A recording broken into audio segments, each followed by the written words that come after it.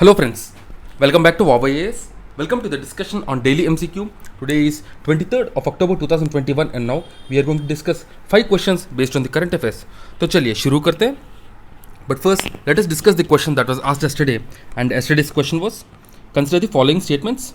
First one, estuaries are more favorable than deltas for sitting of large ports. Second one, the west coast of India is both emergent and submergent. And third statement, the emergent coast is formed only during the uplift of land. We have to choose the correct option. A 1 and 2, B 2 and 3, C 3 only, and D 1, 2 and 3.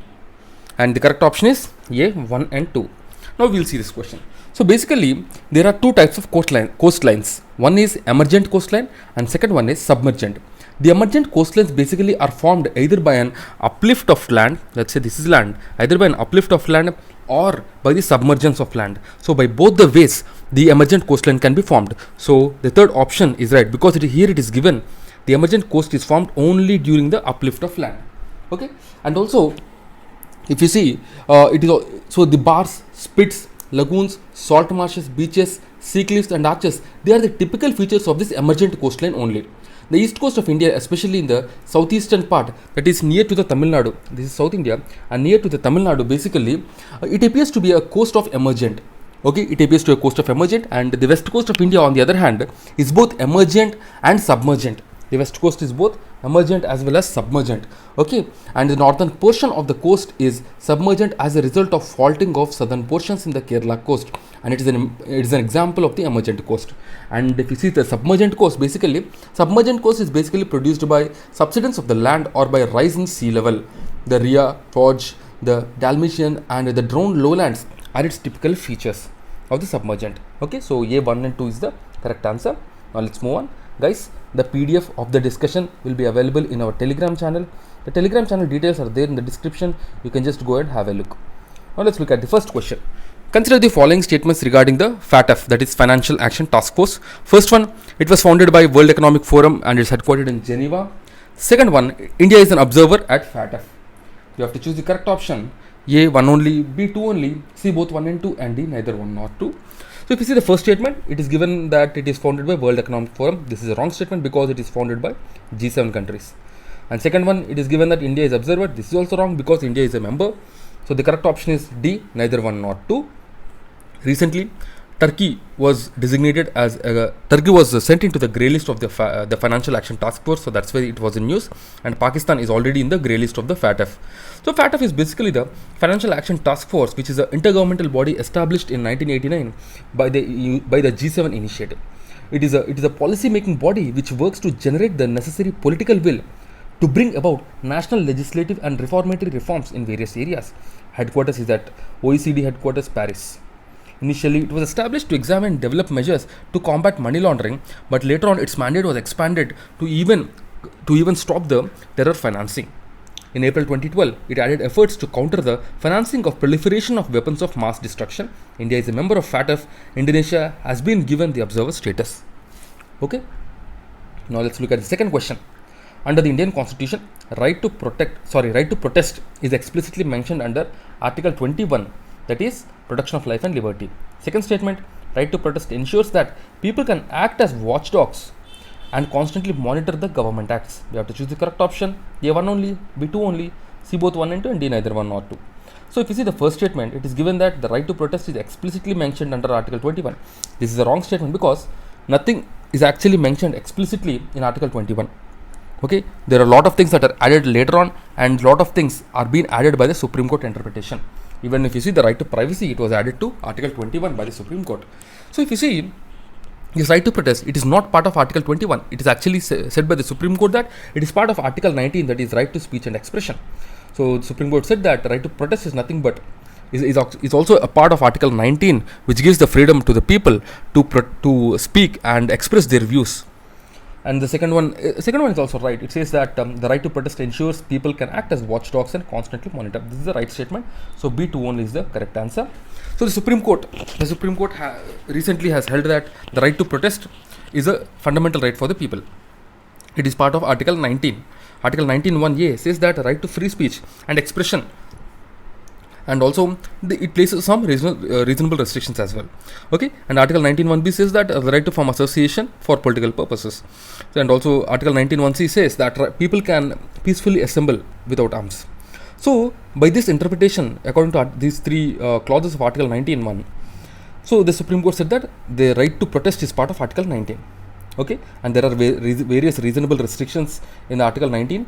So reasonable restrictions means no right is absolute to the people. The right to speech and expression has various limitations. What are the limitations? What are the reasonable restrictions there?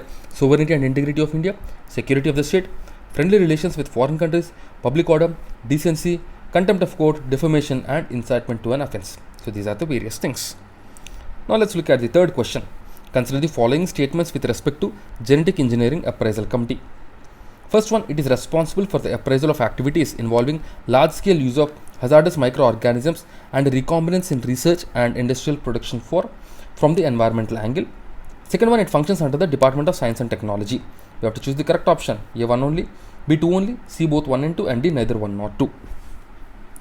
So if you see the Genetic Engineering Appraisal Committee, so this Genetic Engineering Appraisal Committee, it is responsible for the appraisal of activities involving large-scale use of microorganisms and recombinant research. That is, all the genetic engineering approvals are given by this Genetic Engineering Appraisal Committee. First one is right. The second one, if you see, it is given that it functions under the Department of Science and Technology. This is wrong, because this Genetic Engineering Appraisal Committee functions under the Environmental Ministry. So A1 only is the correct answer. So recently, it was seen that the proposal for Indian regulators to consider a new gene editing technique has been pending with this Genetic Engineering Appraisal Committee for almost 2 years. The genome editing is a group of technologies that gives scientists the ability to change an organism's deoxyribonucleic acid, that is the DNA. The technologies allow genetic material to be added, removed, or altered at a particular location in the genome. The Indian Agricultural Research Institute has now moved to new technologies like the site-directed nucleases 1 and 2. The new techniques aims to bring precision and efficiency into the breeding process using genetic editing tools such as CRISPR, whose developers won the Nobel Prize in Chemistry in 2020. The Genetic Engineering Appraisal Committee, if you see, it is under the Environment Ministry, okay, and it gives clearances for all the GM crops and all. Okay. Now let's look at the next question, the fourth question. It's a previous year CC question of 2017. The Trade Disputes Act of 1929 provides for A. Participation of workers in the management of industries. B. Arbitrary power to the management to quell industrial disputes. C. An intervention by the British court in the event of trade dispute. And D. System of tribunals and ban strikes. The correct option is D. A system of tribunals and a ban on strikes. So the Trade Disputes Act of 1929 provided for a system of tribunals and ban of strikes. The main objective of this Trade Dispute Act was to lay down the procedure for the establishment of Court of Inquiry and Board of Conciliation. And the Trade Disputes Act of 1929 also prohibits the strikes or lockouts without the notice in public utility services. The first labor organization was the Working Men's Club, founded in 1870 by Sasipada Banerjee, which was founded at Kolkata. This is some extra information for you. Now let's look at the fifth question. What will follow if a money bill is substantially amended by the Rajya Sabha? It's a 2013 CSC question. A. The Lok Sabha may still proceed with the bill, accepting nor rejecting the recommendation of Rajya Sabha, or rejecting. That means the Lok Sabha can either accept the recommendation or reject the recommendation of Rajya Sabha. That is the first statement, first option. Second one, the Lok Sabha cannot consider the bill further. Third one, the Lok Sabha may send the bill to Rajya Sabha for reconsideration. And fourth one, the President may call for joint sitting. The correct option is A. The Lok Sabha may still proceed with the bill, either accepting or rejecting the recommendations of Rajya Sabha. Because if you see the money bill basically is a bill which is introduced in Lok Sabha, and it has some special characters. It has to be recommended by the President. The money bill is certified by the Speaker. And important thing is that the Rajya Sabha does not have a major role in terms of money bill. The Rajya Sabha will just give their views in 14 days. Otherwise, the bill is deemed to be passed. Also, the recommendations suggested by Rajya Sabha either can be accepted or rejected by Lok Sabha. And also another important thing is that there will be no joint sitting. There will be no joint sitting for the money bill. And also another important thing is that the President cannot resend, or you can say the President cannot send back the money bill after Lok Sabha has passed this. The President can either accept nor reject the money bill. That's it. Okay. So the same thing I've just given here, you can just pause and go through this. So the money bill definition is being given in Article 110 of the Constitution. Okay. So other things I've already explained. Now let's look at the question of the day. The question of the day is, this is the question of the day. The question of the day is, consider the following statements regarding seafloor spreading. First one, seafloor spreading is the result of mantle convection. Second one, seafloor spreading helps explain continental drift in the theory of plate tectonics. Third one, seafloor spreading occurs at both convergent and divergent plate boundaries. So we have to choose the correct option, A 1 only, B 1 and 2, C 2 and 3, and D 1, 2 and 3. Do give your answer in the comment box, and tomorrow we will discuss this question. And guys, as you know, we provide summaries for Vision Mains Test Series and Vision Monthly Magazine. As the prelims is over, these summaries are available in our Telegram channel. You can just go and have a look at it and check our quality. Okay, so if you have any doubts, if you have any queries, you can call us, you can contact us. The details are there in the description and in Telegram channel. So that's it guys from my side. I'll see you again tomorrow with 5 more MCQs. Till then, keep studying and stay tuned. Jai Hind.